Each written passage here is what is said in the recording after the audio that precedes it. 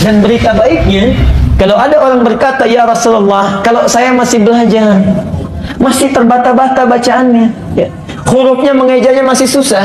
Masya Allah, hadisnya di kitab yang sama, nomor hadis 2920.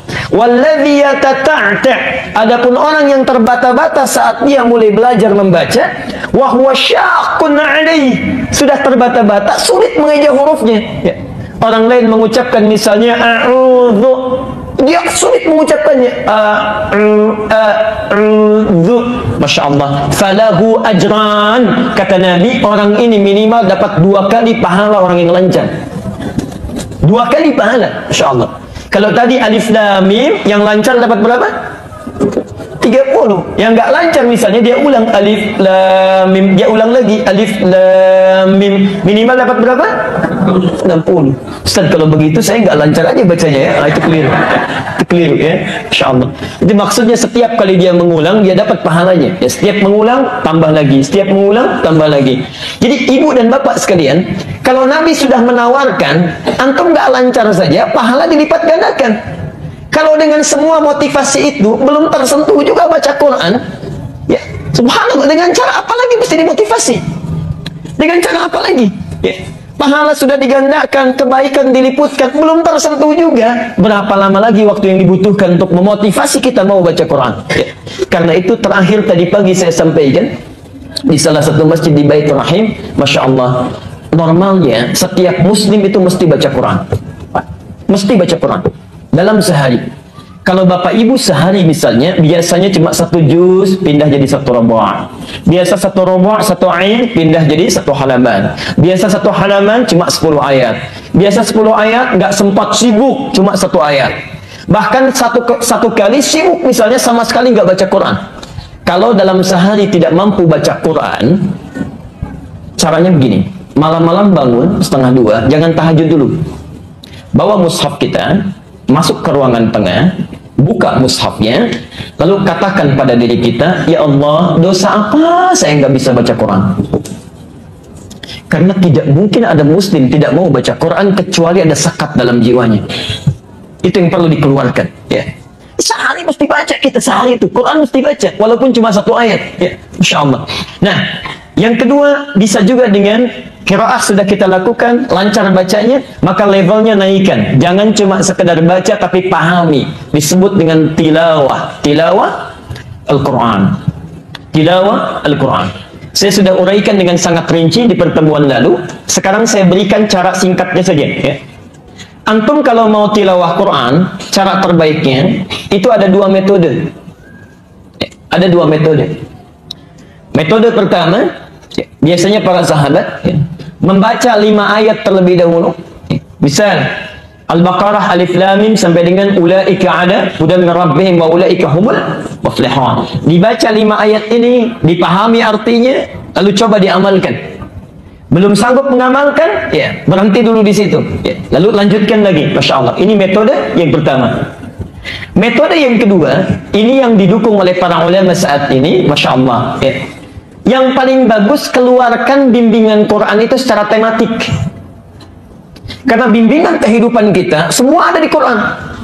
Misal, saya beri contoh. Ada yang sudah berumah tangga, jadi suami, jadi istri selama puluhan tahun. Pernahkah Anda mengeluarkan dalam Al-Quran tuntunan menjadi suami yang baik? Ibu mengeluarkan ayat-ayat tuntunan menjadi istri yang baik? Jangan-jangan puluhan tahun atau belasan tahun atau bertahun-tahun sudah merasa menjadi suami yang baik, tapi menurut Allah belum. Ibu merasa menjadi istri yang baik, menurut Allah belum. Apa antum nggak punya waktu mengeluarkan sebagian saja selama sebulan tilawah dengan istri di rumah? Masya Allah. Ya. Tanyakan pada istri kita, Ma, ini yang petunjuk Quran, sudahkah papa sesuai? Ya. Pa, ini juga petunjuk tentang mama, sudahkah mama sesuai? Kan indah kehidupan itu, Masya Allah. Ya. Antum selesai itu, ada semuanya di Quran. Ya. Bimbingan dalam bekerja, saat sulit ada doanya, saat sakit pun, Masya Allah, dari mulai sakit yang ringan, surah Asy-Syu'ara ayat 78 sampai dengan 80, ya. Doanya Nabi Ibrahim saat sakit ringan itu, Masya Allah, walladzi khalaqani wa yahdini, dialah Allah yang menciptakan saya kemudian memberi petunjuk, dialah yang memberi makan saya, memberi minum saya. Wa idza maridtu, kalau saya sakit sekarang pun, fahuwa yashfini, pasti Allah sembuhkan, pasti Allah sembuhkan. Ada itu bimbingannya, Masya Allah, ya. Di saat pulang kerja, Pak, Bapak sakit kepala, sakit perut, ya sakit kaki yang ringan-ringan, kenapa nggak sambil dipegang, bimbingannya dibaca? Wa idza maridtu, ya Allah, saya sudah berikhtiar dalam kebaikan karenamu. Sekarang saya agak terasa sakit, pasti Engkau sembuhkan. Ya, Masya Allah, hidup semua dengan Quran itu. Saat sakit parah pun ada, Al-Anbiya ayat 83 sampai dengan 84. Ya. Saat antum punya kesulitan yang luar biasa di kantor, di rumah tangga, gelap mata kita, Al-Anbiya 87, 88. Ya, Masya Allah. Anak-anak kita mulai belajar, At-Taubah ayat 122. Mulai dididik di rumah, ada lagi misalnya Luqman ayat 13 sampai ayat 19. Masya Allah. Itu anak baru satu. Kalau anaknya lebih daripada satu, Yusuf, ya, Yusuf, Quran surah 12, Masya Allah. Dari mulai ayat yang ketiga sampai ayat 29-nya, lengkap semua. Kenapa Anda dalam sebulan nggak keluarkan? Hari ini belajar menjadi suami yang baik, besok belajar menjadi ayah yang baik, besok menjadi pebisnis yang baik, anak kita menjadi siswa yang baik, semuanya ada. Cuma kita terlalu sibuk dengan dunia dan bacaan-bacaan yang lainnya, petunjuk yang hakiki tidak kita baca. Itulah tilawah Al-Quran. Nah, kemarin pertemuan lalu kita berhenti pada satu tantangan dari Allah. Kalau cuma tilawah mushafnya dipegang, kemana-mana agak susah, berat. Ke pasar bawa mushaf, susah. Ya. Sekarang di bis bawa mushaf agak susah. Bahkan Masya Allah, di beberapa tempat masuk pesawat buka mushaf, pesawatnya balik lagi itu. Ya, Masya Allah, ya, saking orang tidak tahunya tentang Islam. Saya tidak mengatakan tidak suka, saking tidak tahunya tentang Islam dan keutamaan Quran, orang di pesawat buka mushaf, balik lagi pesawatnya, ya. Karena ada aduan dikiranya itu panduan teror, ya, Masya Allah. Padahal belum dilihat bagaimana isinya, bagaimana keindahannya. Nah, Bapak Ibu sekalian, supaya tidak susah, maka Allah tawarkan untuk mudah dihafalkannya. Untuk mudah dihafalkannya. Di situ kita berhenti dan di sini saya akan mengingatkan. Maaf, insya Allah saya tidak lupa dan rekamannya juga ada. Ya. Kita punya tugas dari bulan kemarin, hari ini 40 ayat. Saya khusnuzan pada Allah karena syaratnya tidak mungkin masuk ke masjid kecuali ayatnya sudah dihafalkan. Insya Allah. Sudah hafal Qurannya? Sudah mulai menghafal? Kalau Anda menghafal kurang dari 40 ayat, artinya berhasil itu hafalannya. Walaupun cuma 1 ayat, 2 ayat, 3 ayat, 5 ayat, karena pemula yang menghafal Quran sebaiknya tidak melebihi daripada 10 ayat. Ya. Jadi menghafal Quran yang baik, kalau antum sampai sebulan ini misalnya, Ustaz, saya belum mencapai target 40, karena bukan 40 yang diinginkan. Yang diinginkan ada hafalan Quran yang masuk dalam jiwa kita. Mau 1 ayat, 2 ayat, 3 ayat, dan benar kita dalam membacakannya. Jadi berbahagialah Bapak Ibu sekalian, kalau dari bulan lalu sampai dengan hari ini, sudah ada Quran yang masuk ke dalam jiwa kita. Itu tandanya ada kebaikan dalam diri kita. Musa, bukan Nabi Musa, tapi seorang anak kecil yang matanya buta. Ini pengantar saya sebagai penutup kajian yang lalu. Terlahir di kota Mesir, di negara Mesir. Ya. Beliau lahir di Mesir, di provinsi Asyok. Matanya buta, tapi dalam butanya punya keinginan untuk bisa menghafal Quran. Anak ini dulu masih usia 6-7 tahun, Insya Allah. Datang pada orang tuanya. Bapaknya pekerja biasa, barangkali tidak seprofesi dengan antum yang pekerjaannya nyaman. Disampaikan pada orang tuanya menangis bahagia. Ya. Mulai saat itu direncanakan harus belajar dengan baik. Bapaknya membawa motor ala kadarnya, dimodifikasi supaya memudahkan dia belajar. Ditetapkanlah belajar pada seorang guru yang jarak dari rumahnya itu 20 km. Ya, guru yang baik. Anaknya dibonceng menjelang asar. Bapaknya memodifikasi motornya. Di depannya itu ditampilkan seperti layar di dashboardnya itu. Jadi anaknya di belakang mulai menghafalkan Qurannya, Insya Allah. Bapaknya di depan pegang catatan ayatnya. Ya. Di jalan tuh nggak ada yang sia-sia. Masya Allah, sambil lihat ke depan, begitu anaknya hafalan, bapaknya lihat ke bawah. Ya. Di jalan nggak ada ngobrol, nggak ada apa. Anaknya menghafal di belakang, bapaknya mengecek lagi hafalan. Semuanya itu bermakna. Begitu tiba di tempat tujuan pada gurunya, subhanallah, sudah jauh-jauh datang 20 km. Sampai di sana, gurunya cuma minta bacakan satu ayat. Satu ayat saja. Masya Allah. Sampai kemudian pulang lagi, datang lagi, diminta suruh baca ayat satu lagi. Jadi cuma satu saja. Ya. Sampai anak ini mengatakan pada bapaknya, kita sudah jauh-jauh Pak, katanya datang ke sini, cuma diminta baca satu ayat. Kata bapaknya, tidak mungkin ada guru memberikan petunjuk kecuali kebaikan. Ikuti saja nak, bersabar. Masya Allah, ternyata gurunya itu sedang mengobati dulu penyakit-penyakit di lisannya. Ya. Di huruf yang belum sempurna diucapkan, disempurnakan, didengar, disempurnakan. Ketika sampai satu juz, semua makhraj sudah benar. Ketika semuanya sudah benar, kesananya semakin mudah, tidak ada yang diluruskan lagi. Masya Allah, ya. Tidak ada yang diluruskan lagi. Tapi yang paling luar biasa, saya ingin sampaikan, anak ini kemudian hafal Quran. Hafal Quran, bapaknya yang nganter nggak hafal Qurannya, anaknya yang nggak bisa lihat hafal Qurannya. Ya. Masya Allah, ketika pulang sampai di rumahnya, diketahui kisah ini oleh salah seorang reporter dari stasiun televisi. Ya. Datang ke situ, ini poinnya. Ya. Datang, kemudian diminta dicek hafalan Qurannya. Masya Allah, di akhir kemudian ditanya, perhatikan, ya Syekh Musa. Saya langsung lihat tayangan ini, ibu sekalian, bapak sekalian, ini orang tuanya duduk-duduk seperti ini, anaknya diwawancara dengan penuh senyuman, ditanyakan, ya Syekh Musa, wahai katanya Syekh Musa, jika Anda sekarang diperkenankan oleh Allah untuk berdoa meminta, ya, apa yang akan Anda minta? Apakah minta untuk bisa melihat? Apa yang Anda minta? Apakah Anda minta untuk bisa melihat? Anak sudah hafal Quran, dekat dengan Allah, ya, ibadahnya luar biasa. Ditanya, kalau Anda meminta sekarang, apakah Anda minta untuk bisa melihat? Perhatikan jawabannya. Wallahi, demi Allah saya katakan kalian, kalau saya diperkenankan kepada Allah untuk memohon saat ini, saya akan memohon untuk terus dibutakan sampai hari kiamat. Agar Allah berkenan membutakan saya sampai hari kiamat. Karena dengan buta ini saya bisa menghafalkan Quran.